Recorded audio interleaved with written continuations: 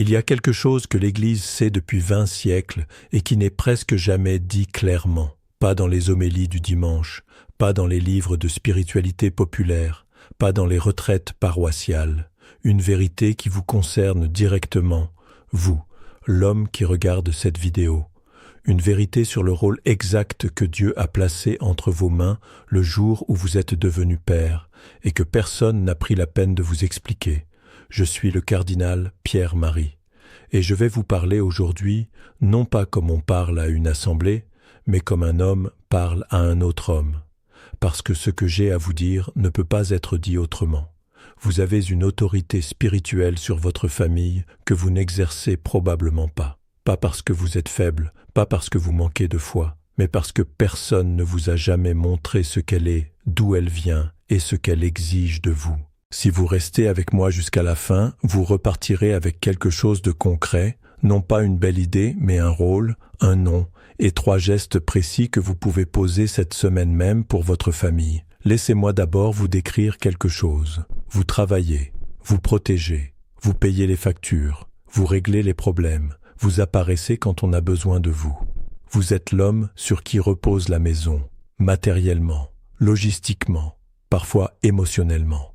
Et pourtant, il y a ce moment, souvent tard le soir quand la maison est silencieuse, où quelque chose en vous sait qu'il manque quelque chose d'essentiel.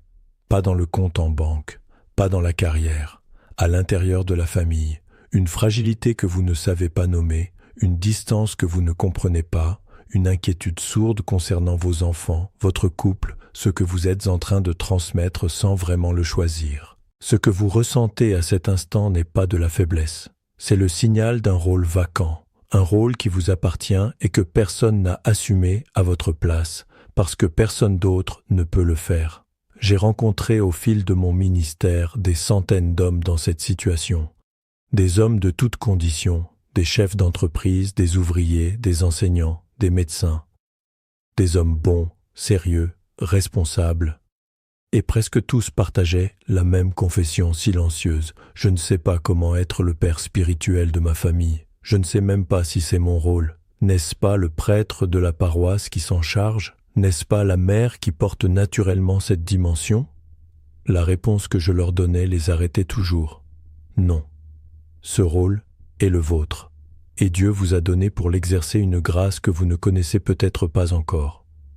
Il y a 15 ans, j'ai rencontré un homme que j'appellerai Mathieu, directeur commercial dans une grande entreprise, père de 4 enfants, catholique pratiquant, c'est-à-dire qu'il allait à la messe le dimanche, assis au fond de l'église, convaincu que sa présence suffisait.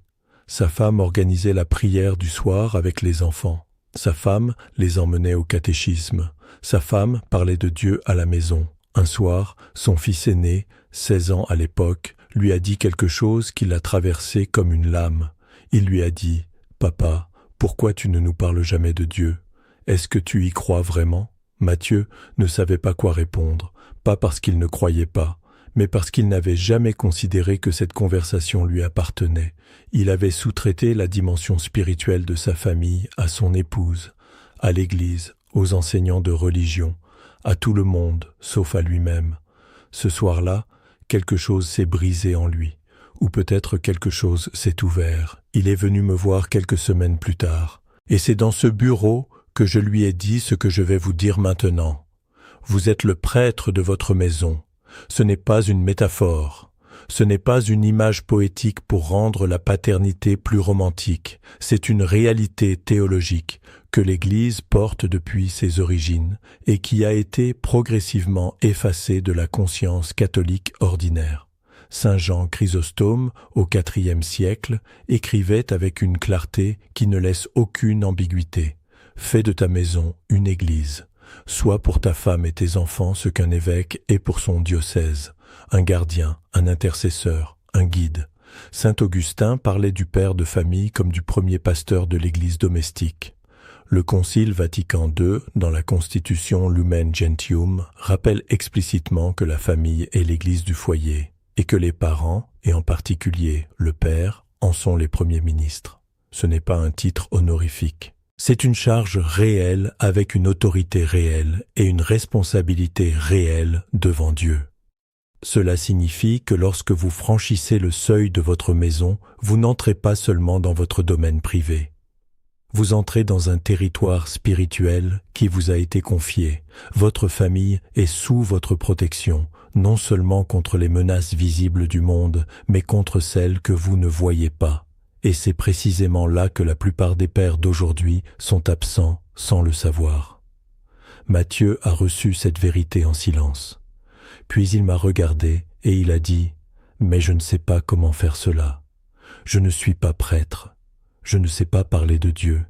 Je suis mal à l'aise avec tout ça. » Et je lui ai répondu ce que je vous dis maintenant. Vous n'avez pas besoin d'être théologien. Vous n'avez pas besoin d'avoir des réponses à toutes les questions. Le sacerdoce du Père ne repose pas sur la compétence intellectuelle. Il repose sur 3 actes simples, concrets, répétables, qui sont à la portée de tout homme qui décide de les poser. Le premier acte est la bénédiction. Depuis des siècles, dans les familles catholiques, le Père bénissait ses enfants. Ce geste s'est perdu. Il a disparu sous les couches d'une modernité qui a confisqué l'autorité spirituelle de l'homme au nom d'une conception appauvrie de la masculinité. Je vous invite à le reprendre. Ce soir, avant que vos enfants aillent dormir, posez votre main sur leur tête. Vous n'avez pas besoin de formules compliquées. Dites simplement que Dieu te protège, te guide et te bénisse. Amen. 3 secondes. Un geste physique. Une parole prononcée avec intention. Ce geste fait quelque chose dans le monde spirituel que vous ne voyez pas. Et il fait quelque chose dans le cœur de votre enfant que vous verrez peut-être seulement dans 10 ans, quand il se souviendra que son père posait la main sur lui et lui demandait la protection de Dieu. Le père qui bénit n'est pas naïf. Il est conscient de ce qu'il est et de ce qu'il porte. Matthieu a commencé par là. La première semaine, il m'a raconté que sa fille de 12 ans l'avait regardé avec une expression qu'il n'avait jamais vue sur son visage, une expression qu'il a mis du temps à identifier. C'était du respect, pas le respect de l'autorité qui punit, le respect de l'autorité qui protège. Le deuxième acte est la prière conduite. Dans combien de familles catholiques la prière du soir est-elle organisée par la mère pendant que le père regarde son téléphone ou finit de travailler ? Je vous pose la question sans vous juger, parce que j'ai vu cela dans des familles admirables, des familles sincèrement croyantes. Mais voici ce que ce schéma transmet à vos enfants, sans que vous le disiez jamais avec des mots. La relation avec Dieu est une affaire de femmes. Les hommes sérieux ont d'autres priorités. C'est un mensonge que vous inscrivez dans leur cœur à votre insu chaque soir où vous êtes absent de ce moment. Le sacerdote de la maison conduit la prière. Pas parfaitement, pas longuement, même maladroitement au début. Et ce n'est pas grave parce que vos enfants ont besoin de voir un homme qui cherche Dieu, pas un homme qui a toutes les réponses. Même 2 minutes, même une seule phrase dite à voix haute devant eux. Seigneur, merci pour cette journée. Protège cette famille cette nuit. Amen. Ce geste dit à vos enfants quelque chose d'irremplaçable. Leur père croit. Leur père n'a pas honte. Leur père pense que parler à Dieu est quelque chose qu'un homme fait. Matthieu a mis 3 semaines avant d'oser prendre la parole lors de la prière familiale. La première fois, sa voix tremblait légèrement. Son fils aîné, celui qui lui avait posé la question qui l'avait traversé comme une lame, l'a regardé terminer et a dit simplement « C'est bien, papa ».